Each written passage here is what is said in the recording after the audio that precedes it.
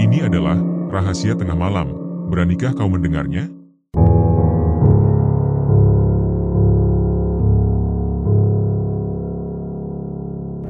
Indi berasal dari Malang, tepatnya dari sebuah desa yang terletak di wilayah Malang Selatan. Ia lahir dan dibesarkan di sana. Ayahnya adalah seorang pegawai negeri sipil, sementara ibunya seorang ibu rumah tangga yang juga mengelola sebuah toko kecil di rumah. Lingkungan tempat Indi tumbuh tergolong baik, para tetangganya dikenal ramah dan saling mengenal satu sama lain. Meskipun kehidupan di kampung tak lepas dari berbagai gunjingan atau komentar khas masyarakat kecil, semuanya tetap dalam batas wajar. Hubungan antar tetangga tetap rukun dan harmonis, menciptakan suasana sosial yang damai dan kekeluargaan. Kebiasaan hidup bertetangga seperti itu menjadi bagian penting dari kehidupan Indi. Ia terbiasa dengan suasana sosial yang akrab meskipun dirinya sendiri jarang keluar rumah. Namun, di desanya, orang-orang saling menyapa ketika berpapasan, saling membantu saat dibutuhkan, dan menunjukkan kekompakan dalam berbagai hal. Lingkungan seperti itulah yang dirasakan Indi sejak kecil hingga dewasa. Segalanya mulai berubah ketika Indi memasuki masa kuliah di Malang. Karena jarak dari rumahnya di Malang Selatan ke kampus cukup jauh, sekitar 1 jam perjalanan, terkadang lebih, Indi akhirnya memutuskan untuk tinggal di kos. Dari sinilah cerita barunya dimulai. Saat kuliah, ia bertemu dengan seseorang yang kelak menjadi pasangannya. Laki-laki itu bernama Gunawan, yang biasa dipanggil Iwan. Iwan berasal dari Jakarta, namun pada saat itu tinggal di Tangerang. Selama masa perkuliahan, Indi menjalin hubungan dengan Iwan. Keduanya sama-sama memiliki tekad untuk menyelesaikan kuliah tepat waktu. Iwan mengutarakan keinginannya untuk menikah muda dan berharap setelah lulus, mereka bisa segera menikah. Rencana mereka cukup jelas. Setelah resmi menjadi suami istri, Indi akan ikut ke Tangerang dan tinggal bersama keluarga Iwan. Hubungan mereka bertahan selama kurang lebih 4 tahun. Selama itu pula, mereka tidak hanya fokus pada pendidikan, tetapi juga mulai merintis usaha kecil-kecilan. Iwan yang memiliki keahlian di bidang komputer membuka jasa servis laptop, termasuk instalasi dan perbaikan ringan, yang cukup diminati oleh teman-teman kuliahnya. Sementara Indi menjalankan usaha penjualan perlengkapan perempuan, menjual produk dari luar negeri yang bisa dibeli melalui sistem katalog dan cicilan. Usaha ini membuatnya menerima banyak pesanan dari teman-teman sendiri. Dari hasil usaha masing-masing, mereka mampu menabung dan mempersiapkan dana untuk pernikahan. Akhirnya, di awal tahun 2019, keduanya melangsungkan pernikahan. Setelah menikah, Iwan sempat tinggal bersama Indi di rumah orang tuanya di Malang Selatan selama kurang lebih 2 bulan. Setelah itu, mereka pun pindah ke Tangerang, ke rumah keluarga Iwan. Rumah itu berada di sebuah perumahan yang tidak terlalu besar, dengan jarak antar rumah yang sangat rapat dan tak ada rumah kosong di sekitar sana. Rumah keluarga Iwan berada di blok paling ujung dan terletak di sudut. Setibanya di sana, Indi menempati kamar paling depan, sementara kamar ibu mertuanya berada di bagian belakang. Di rumah tersebut hanya ada ibu Iwan, karena ayahnya telah lama meninggal. Adik Iwan bekerja di Jakarta dan biasanya pulang setiap 2 hari sekali untuk menjenguk sang ibu. Iwan sendiri memiliki seorang paman yang menjalankan beberapa usaha kecil, dan sejak kuliah, pamannya sudah berharap Iwan bisa bergabung untuk membantu di perusahaannya. Maka begitu sampai di Tangerang, Iwan hanya beristirahat 1 hari sebelum langsung mulai bekerja di kantor pamannya. Sementara itu, Indi memilih untuk menjalankan usaha online dari rumah, sekaligus menemani ibu mertuanya. Sekitar seminggu setelah berada di rumah itu, pada suatu siang, Indi mendengar suara keras seperti benda jatuh, yang membuatnya sangat terkejut. Khawatir sesuatu terjadi pada ibu mertuanya, ia segera keluar kamar dan menuju kamar sang ibu. Ternyata ibu mertuanya sedang menulis sesuatu dan menjelaskan bahwa suara tersebut mungkin berasal dari rumah tetangga, yang memang kerap membuat kehebohan seperti itu. Dari penjelasan tersebut, Indi menyimpulkan bahwa ibu mertuanya sudah cukup memahami kebiasaan tersebut sehingga tak terlalu mempermasalahkannya. Indi pun akhirnya mengabaikannya. Malam harinya, ketika Iwan pulang, mereka keluar rumah bersama untuk membeli makanan, termasuk untuk ibu Iwan.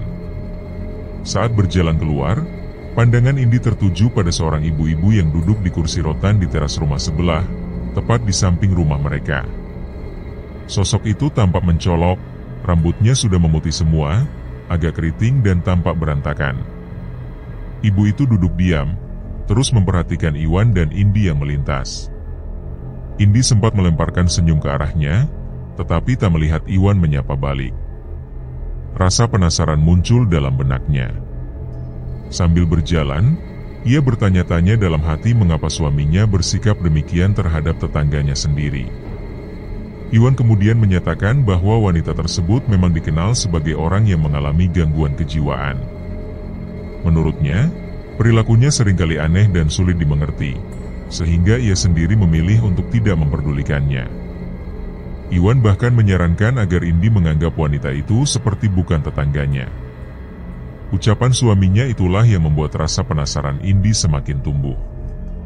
Setelah tiba di tempat makan, mereka menyantap hidangan terlebih dahulu sambil menyiapkan bungkusan makanan untuk ibu di rumah. Di sela-sela waktu makan itu, Indi kembali bertanya kepada Iwan mengenai sosok ibu-ibu tetangga yang sempat disebutnya tidak waras. Pertanyaan itu muncul bukan tanpa sebab, melainkan karena Indi benar-benar tidak mengetahui apapun tentang lingkungan barunya. Sebagai pendatang, apalagi dengan kepribadian yang cenderung tertutup, ia jarang berinteraksi dengan warga sekitar. Di kampung halamannya di Malang Selatan pun, meskipun para tetangganya dikenal ramah, ia tetap lebih banyak menghabiskan waktu di dalam rumah karena sifat pemalunya. Iwan pun menjelaskan bahwa ibu yang dimaksud bernama Bu Gesti, seorang perempuan parubaya yang tinggal bersama 2 orang anak perempuannya. Keluarga itu dikenal sering membuat resah lingkungan sekitar, terutama ibunya Iwan sendiri. Pada masa awal mereka tinggal di rumah itu, Iwan masih menjalani kuliah di Malang. Ia menceritakan bagaimana suatu hari ia menyaksikan Bu Gesti membuang sampah tepat di depan rumah mereka. Awalnya, Iwan mengira Bu Gesti mengalami gangguan kesehatan, mungkin sudah pikun atau keliru meletakkan sampah. Tanpa curiga, ia mengambil sampah itu dan membuangnya ke tempat yang semestinya. Namun, kejadian aneh lainnya menyusul. Ibunya Iwan, yang saat itu sendirian di rumah, sempat melapor bahwa Bu Gesti pernah mengetuk pintu rumah mereka di tengah malam. Ketika pintu dibuka, Bu Gesti hanya berdiri diam tanpa berkata sepatah kata pun, lalu pergi begitu saja. Perilaku itu jelas mencurigakan, bahkan cenderung mengganggu. Sejak saat itu, Iwan meminta adiknya untuk lebih sering pulang, bukan hanya agar ibunya tidak kesepian, tapi juga agar ada yang bisa segera menegur jika Bu Gesti kembali berulah. Sebelumnya, adik Iwan hanya pulang setiap Sabtu sore dan kembali ke Jakarta pada Senin pagi karena pekerjaan. Namun, setelah mendengar permintaan sang kakak, frekuensi kunjungannya meningkat menjadi 2 hari sekali. Dan dari situlah sebuah kisah ganjil kembali muncul. Pada suatu malam, sekitar pukul 11, adik Iwan yang sedang berada di ruang tamu sambil memainkan ponsel, mendengar suara mencurigakan dari luar rumah. Televisi masih menyala saat itu, namun perhatiannya teralih pada suara tersebut. Ia membuka tirai jendela dan mengintip. Tampak Bu Gesti di halaman, mengenakan daster dan membawa mangkuk kaca. Dari mangkuk itu, ia mengambil sesuatu yang kemudian disebarkan ke seluruh halaman rumah Iwan. Aksi itu membuat adiknya Iwan merasa bingung sekaligus khawatir, sebab jam menunjukkan waktu yang tidak wajar untuk melakukan aktivitas semacam itu. Meski terkejut, ia tidak memberanikan diri untuk menegur. Keesokan harinya, ia menceritakan peristiwa itu kepada ibunya. Bersama-sama mereka mengecek halaman rumah, dan mendapati bahwa benda yang ditaburkan malam sebelumnya adalah garam kasar, yang dikenal masyarakat Jawa sebagai uyah grosok. Garam itu berserakan di teras, pot-pot tanaman, hingga menempel di jok motor. Temuan ini membuat mereka semakin heran dan tidak mengerti maksud dari tindakan Bu Gesti. Adik Iwan segera mengabari kakaknya, yang kemudian menyarankan untuk menegur langsung Bu Gesti atau menyampaikan keluhan kepada anak-anaknya. Dengan keberanian yang dikumpulkan, ia pun mendatangi rumah Bu Gesti. Yang keluar adalah salah satu anaknya, seorang perempuan berusia sekitar 38 atau 40 tahun. Saat disampaikan secara sopan mengenai kejadian malam itu, reaksi yang diterima sungguh di luar dugaan. Alih-alih menjelaskan, perempuan itu membalas dengan sikap ketus dan menyuruh adik Iwan tidak mencampuri urusan keluarganya.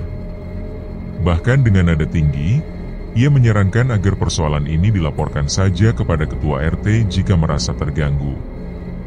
Merasa tak mendapat tanggapan baik, adik Iwan memilih kembali ke rumah. Atas saran sang ibu, ia pun menghindari konfrontasi lebih lanjut. Namun, dari sanalah Iwan mulai menilai bahwa tetangganya ini benar-benar tidak wajar. Ia pun melaporkan seluruh kejadian tersebut kepada Pak RT. Setelah mendengar cerita dari Iwan, Pak RT menyampaikan bahwa keluarga Bu Gesti memang sudah beberapa kali mendapat teguran dari warga maupun pihak RT. Keluhan demi keluhan telah masuk, dan tindakan serupa kerap terjadi, namun tidak pernah ada perbaikan dari pihak keluarga Bu Gesti. Pak RT bahkan menyarankan, bila gangguan semakin serius, tidak ada salahnya untuk membuat laporan resmi ke pihak kepolisian. Iwan sendiri awalnya belum menganggap persoalan ini sebagai sesuatu yang besar. Ia masih mengira bahwa ini sekadar perselisihan antar tetangga. Namun sejak kejadian itu, ia mulai memberi label kepada Bu Gesti sebagai orang yang tidak waras. Sebagai bentuk kewaspadaan, Iwan pun memasang kamera CCTV di sekitar rumah demi menjaga keselamatan ibunya. Dari rekaman itulah, berbagai perilaku ganjil mulai terungkap. Hampir setiap malam sekitar pukul 11, Bu Gesti keluar rumah dan berjalan menuju kediaman mereka. Di depan rumah, ia terlihat kebingungan seolah mencari sesuatu. Ia bahkan membuka tempat sampah dan mengorek isinya, mengamati bawah pot tanaman, lalu kembali ke rumahnya untuk mengambil sesuatu. Tak lama kemudian, Bu Gesti kembali dan kembali menabur garam di sekitar rumah. Meski terus terjadi, kejadian itu tidak lagi terlalu ditanggapi secara emosional oleh keluarga Iwan. Ibunya termasuk sosok yang berpegang teguh pada keyakinan agama. Ia selalu bangun malam untuk beribadah dan meyakini bahwa tidak ada kekuatan jahat apapun yang dapat mengalahkan kekuasaan Tuhan. Seandainya benar yang dilakukan Bu Gesti merupakan bagian dari ilmu hitam atau niat buruk, ibunya tetap merasa tenang karena percaya pada perlindungan yang diberikan oleh Sang Pencipta. Dengan pemahaman dan ketenangan seperti itu, keluarga Iwan memilih untuk membiarkan tindakan-tindakan Bu Gesti selama masih dalam batas seperti menabur garam. Waktu terus berlalu, dan mereka tetap bertahan tinggal di rumah itu meski bertetangga dengan keluarga yang menyimpan aura misterius dan penuh teka-teki. Sekitar Oktober 2017, di suatu siang yang biasa, Ibu Iwan kedatangan tamu. Mereka adalah tante dan Om Iwan dari pihak keluarga ibunya. Obrolan santai di ruang tamu berlangsung cukup lama, lebih dari 1 jam, hingga akhirnya kedua tamu itu pamit pulang. Namun, sesuatu yang aneh terjadi tepat sebelum mereka meninggalkan rumah. Saat menuju mobil, Om dan Tante Iwan mencium aroma yang sangat tidak menyenangkan. Bau pesing yang tajam, seperti bekas air kencing yang baru saja dibuang di sekitar sana. Ketika Om Iwan hendak membuka pintu mobil, ia mendapati gagangnya dalam keadaan basah.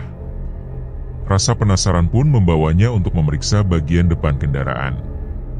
Ternyata, bukan hanya gagang pintu, melainkan hampir seluruh bagian depan mobil, mulai dari kaca depan, kap mesin, hingga sisi kanan mobil, basah oleh cairan yang ternyata adalah air kencing.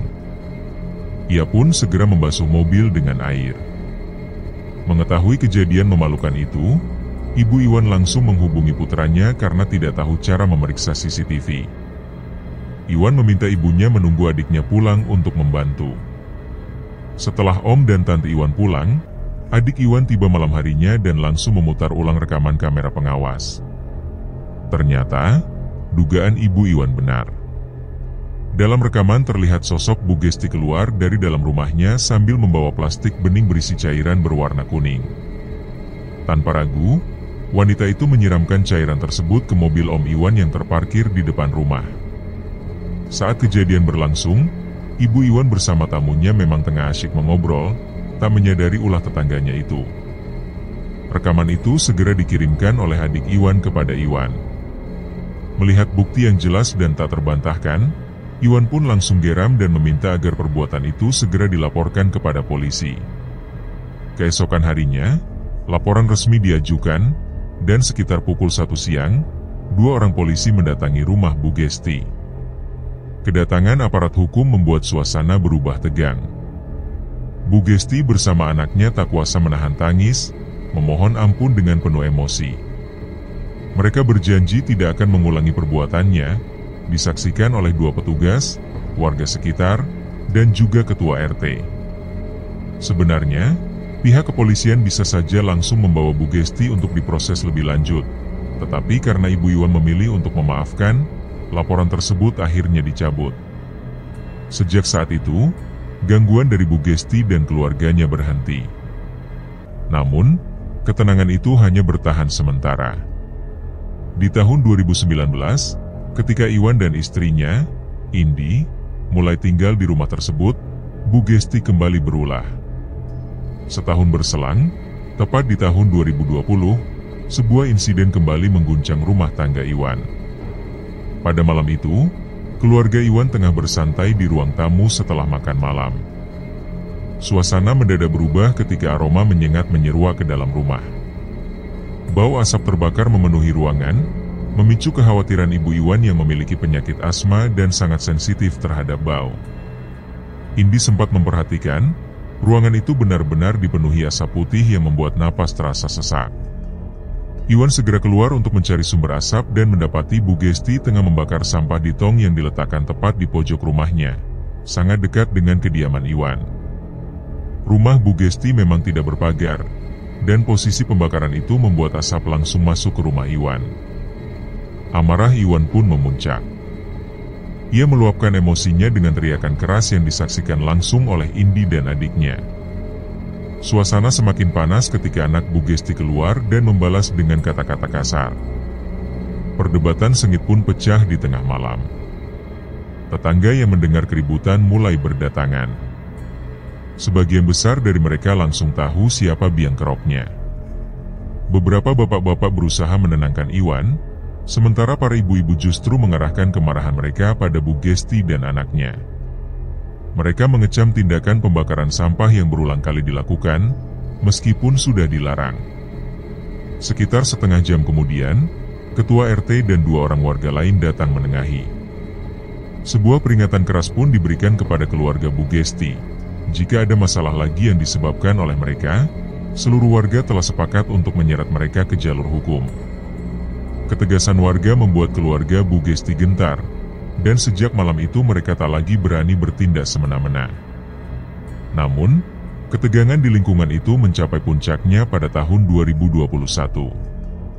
Di tengah masa sulit saat pandemi COVID-19 sedang tinggi-tingginya, kabar menyebar bahwa Bu Gesti terjangkit virus tersebut dan dilarikan ke rumah sakit. 3 hari kemudian, berita kematiannya tersebar di grup warga. Karena protokol ketat, tidak ada acara pemakaman terbuka atau melayat. Suasana kompleks menjadi sunyi. Anak Bu Gesti mengumumkan langsung kabar tersebut di grup dan menyampaikan permintaan maaf atas segala kesalahan ibunya selama hidup. Warga menyambut permintaan maaf itu dengan kedamaian, menganggap semua sudah selesai. Namun, tidak bisa dipungkiri, sebagian dari mereka merasa lega atas kepergian Bu Gesti. Lingkungan terasa lebih tenang tanpa kehadirannya. Jenazah Bu Gesti disemayamkan di rumah saudaranya, bukan di kompleks tersebut. Malam itu, rumah Bu Gesti terlihat gelap dan sepi. Portal perumahan ditutup rapat, seluruh warga memilih berdiam di rumah masing-masing, mematuhi aturan PPKM yang sedang berlaku. Hari itu, Iwan bekerja dari rumah. Malamnya, semua anggota keluarga sudah tertidur di kamar masing-masing, kecuali Iwan yang masih berada di depan televisi sambil memainkan ponselnya. TV sengaja dibiarkan menyala agar suasana tidak terlalu sunyi. Namun, kejadian aneh mulai terjadi. Saluran TV tiba-tiba berpindah sendiri. Iwan mengira itu hanya error biasa. ia membiarkannya. Tapi tak lama, saluran kembali berganti berkali-kali, seolah-olah ada seseorang yang memainkan remote. Padahal, remote berada persis di sampingnya, tak tersentuh. Merasa janggal, Iwan akhirnya mematikan televisi. Ia tak ingin pikirannya terpengaruh oleh hal-hal aneh. Ia hanya berusaha meyakinkan diri bahwa TV itu mungkin memang sudah rusak. Sekitar 10 menit setelah suasana benar-benar hening, terdengar suara aneh dari luar rumah Iwan. Suara itu berasal dari arah teras, tepatnya di bagian kanopi yang terbuat dari seng. Di atas kanopi tersebut terdengar suara seperti benda-benda kecil yang dilempar dalam jumlah banyak. Rasa penasaran mendorong Iwan untuk keluar dan mencari tahu sumber suara. Namun, sebelum sampai membuka pagar, matanya lebih dulu menangkap sesuatu yang mencurigakan. Hamparan garam kasar tersebar rapi tepat di depan rumahnya. Firasat Iwan langsung bekerja. Ia yakin suara yang didengar sebelumnya merupakan suara garam kasar yang dilempar dan menimpa seng kanopi. Namun, pikiran logisnya mulai mempertanyakan siapa yang tega melakukan itu. Nama Bu Gesti melintas di benaknya, karena semasa hidupnya memang sering berbuat onar. Tapi kenyataannya Bu Gesti sudah meninggal. Kemungkinan lain yang terpikir hanyalah anak Bu Gesti. Namun, rasanya tidak masuk akal. Iwan masih berdiri di balik pagar yang terkunci sebelum akhirnya membuka gembok dan menggeser pintunya perlahan. Ia bersiap, jika terdengar suara lagi, ia berniat menangkap pelakunya. Dugaan kuatnya, anak Bu Gesti yang melakukan hal tersebut. Beberapa detik setelah pagar dibuka, suara di atas kanopi terdengar lagi. Iwan segera melangkah keluar dan menoleh ke arah rumah Bu Gesti. Rumah itu tampak gelap total. Baik teras maupun bagian dalam rumah tak menampakkan tanda-tanda kehidupan. Namun, Iwan masih yakin bahwa seseorang bersembunyi di dalamnya. Langkahnya terus membawa tubuhnya ke teras rumah Bu Gesti. Ia mendekati jendela dan mengintip ke dalam rumah. Segalanya diselimuti kegelapan. Namun, tiba-tiba dari balik kegelapan muncul sosok perempuan dengan rambut acak-acakan dan sorot mata melotot yang menatap lurus ke arah Iwan. Sosok itu langsung melompat dan menabrak jendela. Iwan panik dan berlari secepatnya masuk ke rumah. 2 hari kemudian barulah Iwan menceritakan kejadian tersebut kepada istrinya, Indi. Ia sengaja menundanya karena tak ingin membuat istrinya ketakutan. Ketika akhirnya diceritakan, Iwan mengaku bahwa kejadian itu sangat tidak masuk akal. Indi yang mendengarkan langsung teringat pada informasi dari Bu Salman, tetangga depan rumah. Sejak Bu Gesti dirawat di rumah sakit hingga meninggal, rumah itu memang kosong, belum ada satupun anaknya yang datang. Fakta ini membuat Iwan semakin yakin bahwa gangguan malam itu bukanlah ulah manusia biasa. Namun gangguan tidak berhenti pada Iwan saja. Malam berikutnya, giliran adiknya yang mengalami kejadian aneh. Malam itu, sang adik pulang larut sekitar pukul 11 malam. Saat memasuki kompleks perumahan, semuanya tampak normal. Tidak ada firasat aneh, tidak ada kejadian ganjil. Tapi begitu mendekati rumah, seperti biasa ia melambatkan laju motor. Saat melewati depan rumah Bu Gesti, ia melihat sekilas sosok yang duduk di kursi rotan, tempat favorit Bu Gesti semasa hidup. Sosok itu menyerupai Bu Gesti. Penampilannya sangat mencolok, dengan bedak tebal, lipstik merah menyala, dan rambut disanggul tinggi. Wajah itu jelas, dan sang adik sempat menoleh untuk memastikan apa yang dilihatnya. Begitu yakin, ia langsung mempercepat langkah masuk ke dalam rumah dan membangunkan Iwan dengan panik. Motor pun masih tertinggal di luar. Teriakan membangunkan Iwan dan Indi dari istirahat. Mereka segera keluar dan memastikan keadaan. Rumah Bu Gesti tampak gelap dan kosong. Tidak ada sosok apapun di kursi rotan tersebut. Namun, sang adik bersikeras bahwa dirinya melihat sosok Bu Gesti duduk di sana dengan dandanan mencolok. Malam itu, setelah motor dimasukkan ke dalam rumah, semuanya kembali ke kamar masing-masing. Namun menjelang subuh, Seperti biasa, Ibu Iwan membangunkan seluruh penghuni rumah. Ia mengetuk pintu kamar Iwan lebih dulu, lalu berlanjut ke kamar adik Iwan. Ketukan awal tidak mendapat respons. Ia mengetuk lagi, tapi tetap sunyi.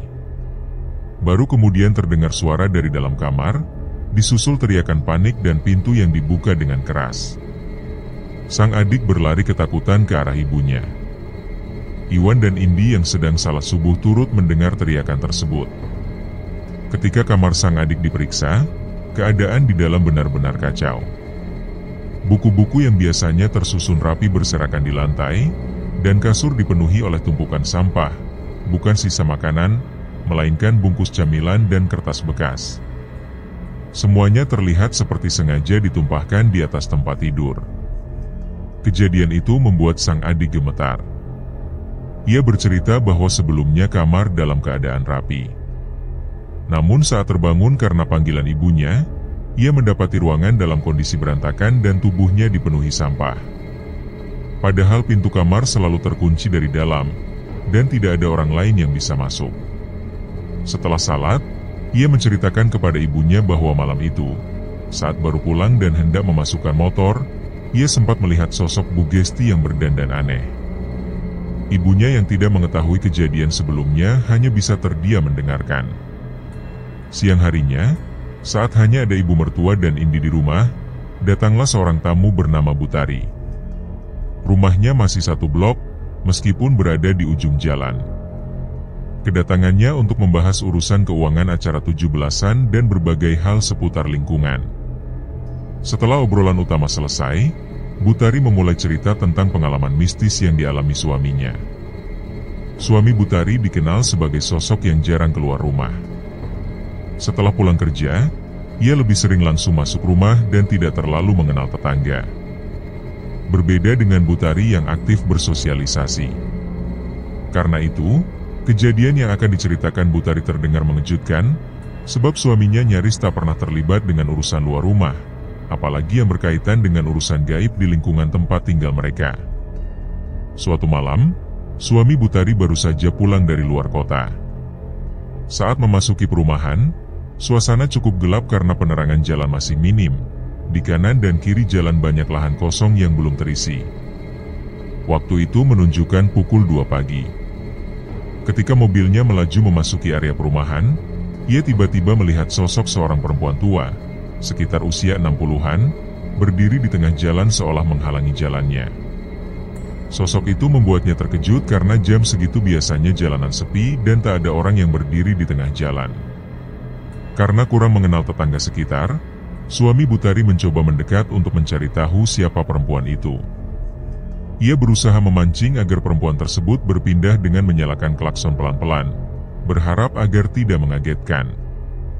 Namun, sosok itu tetap diam dan tidak bergeming. Sorot lampu mobil menyorot tepat ke arah perempuan itu, sehingga wajahnya terlihat jelas. Yang terlihat justru membuatnya semakin terkejut. Perempuan itu berdandan sangat menor dengan wajah penuh bedak putih dan lipstik merah tebal yang mencolok. Rambutnya disanggul, dan dia mengenakan blus terusan hingga lutut. Suami Butari mulai merasa bingung, berpikir mungkin perempuan itu adalah tetangga yang sedang stres, tapi dia tidak pernah mengenalnya. Karena penasaran dan ingin memastikan, ia memutuskan turun dari mobil dan mendekati perempuan itu untuk berbicara dengan nada baik. Perempuan tersebut tampak meminta diantarkan pulang. Meski merasa agak heran, suami Butari mengiyakan permintaan itu dan membiarkan perempuan tersebut masuk ke dalam mobil. Anehnya, perempuan itu memilih duduk di jok belakang, yang membuat suami Butari hanya pasrah. Begitu perempuan itu masuk, bau keringat busuk yang sangat menyengat memenuhi mobil. Suami Butari sampai membuka jendela sekeras mungkin, namun bau tersebut tetap tidak hilang dan membuatnya sangat terganggu. Kepala suami Butari bahkan harus sedikit dimiringkan agar angin bisa menyapu bau yang mengganggu tersebut. Saat mobil melaju dan mencapai pertigaan pertama, perempuan itu meminta untuk belok kiri. Suami Butari pun mengikuti arah tersebut dan melanjutkan perjalanan. Pada pertigaan kedua, perempuan itu kembali memilih belok kiri, arah yang mengarah ke rumah Butari sendiri. Ini membuat suami Butari mulai merasa aneh karena perempuan itu ternyata tinggal di blok yang sama, meski dia tidak mengenalinya. Memasuki persimpangan berikutnya, ada 3 pilihan jalan, ke kanan, ke kiri, atau lurus. Perempuan itu memilih jalan lurus, yang menuju ke rumah suami Butari sekaligus rumah Ibu Iwan dan rumah Bu Gesti. Ini semakin membuat suami Butari merasakan ketegangan yang sulit dijelaskan. Dia teringat cerita istrinya tentang seorang tetangga yang jahat dan sudah meninggal bernama Bu Gesti, yang rumahnya berada tepat di sebelah rumah Ibu Iwan. Mobil terus melaju pelan melewati deretan rumah warga, sementara perasaan suami Butari semakin tidak nyaman, bukan hanya karena bau badan perempuan itu, tapi juga karena ketakutan dan keanehan yang mulai dirasakannya. Ketika mobil mendekati rumah Ibu Iwan yang berada di ujung gang buntu, ia mengurangi kecepatan. Perempuan itu kemudian menyebutkan rumah yang tak memiliki pagar sebagai rumahnya, dan meminta untuk berhenti di situ. Perasaan suami Butari campur aduk saat itu. Rumah yang dimaksud memang rumah Bu Gesti, yang menurut istrinya sudah lama meninggal dunia. Sosok perempuan yang diantarnya turun dari mobil tanpa sepatah kata terucap dan langsung masuk ke dalam rumah yang gelap tanpa lampu menyala. Keesokan paginya, suami Butari menceritakan kejadian tersebut kepada istrinya secara rinci, mulai dari ciri-ciri fisik perempuan itu, dandanan menor yang aneh, hingga bau badan yang menyengat selama di dalam mobil. Mendengar cerita tersebut, Butari yakin sosok yang diantar suaminya malam itu adalah arwah Bu Gesti. Meski pada awalnya suami Butari sulit mempercayainya, akhirnya ia mulai yakin setelah istrinya menjelaskan bahwa sejak Bu Gesti meninggal, beberapa warga memang pernah mengalami gangguan akibat kemunculan sosok tersebut. Ibunya Iwan akhirnya menceritakan semua pengalaman yang dialami oleh anak-anaknya, termasuk adik Iwan, Indi, dan juga Iwan sendiri. Pada suatu malam, sekitar pukul 9 malam, Indi sempat meminta agar dibangunkan untuk salat tahajud. Namun, Iwan menolak dan menyarankan Indi salat sendiri. Pada pukul 2 dini hari, Indi bangun, berwudu, dan bersiap melaksanakan salat tahajud di sebuah ruangan kecil di rumah Iwan yang memang digunakan untuk beribadah. Ruangan itu terletak di belakang rumah, tepat di samping kamar mandi, dan temboknya menempel dengan bangunan rumah Bu Gesti yang kosong. Awalnya, saat salat, suasana tenang dan sunyi tanpa gangguan apapun.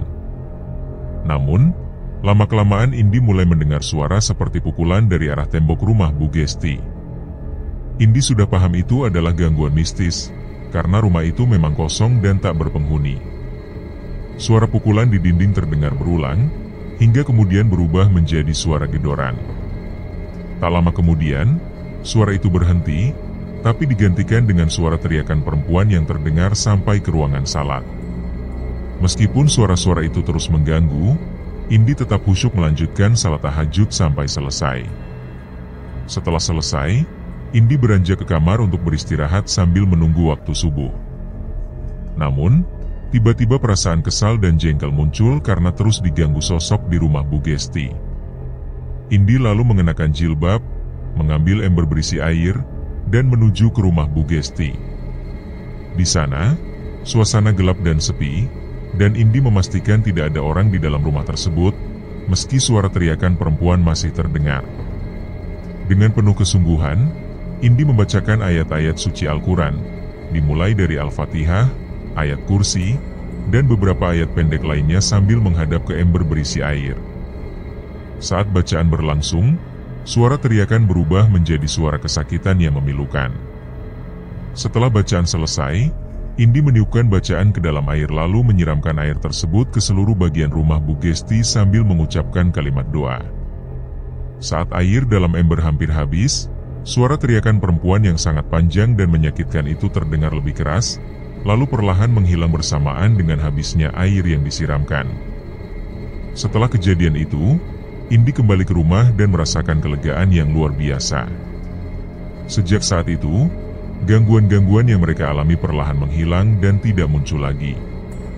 Sekitar 3 minggu setelah meninggalnya Bu Gesti, 2 anak Bu Gesti beserta keluarga dari luar kota datang ke rumahnya dan membawa barang-barang milik Bu Gesti dengan menggunakan truk. Mereka juga datang menemui Ibu Iwan untuk meminta maaf secara tulus atas segala kesalahan yang pernah dilakukan oleh keluarga mereka, terutama yang berkaitan dengan Bu Gesti. Mereka menjelaskan bahwa Bu Gesti adalah orang yang temperamental dan kerap marah, bahkan kepada anak-anaknya sendiri. Pernah ada waktu ketika Bu Gesti dibawa ke rumah sakit untuk pemeriksaan kejiwaan. Meskipun kondisinya tidak terlalu parah, Bu Gesti harus mengonsumsi obat agar kondisi mentalnya tetap stabil. Meskipun begitu, Iwan dan keluarganya memilih untuk memaafkan dan melupakan semua kejadian tersebut. Cerita ini kemudian dibagikan oleh Indi, dan saat ini rumah Bu Gesti sudah dihuni oleh keponakan-keponakan Bu Gesti dari Kupang, NTT. Sejak rumah itu ditempati oleh keluarga keponakan, tidak pernah lagi terdengar adanya gangguan mistis. Keponakan-keponakan tersebut juga dikenal ramah dan hidup dengan harmonis di lingkungan itu.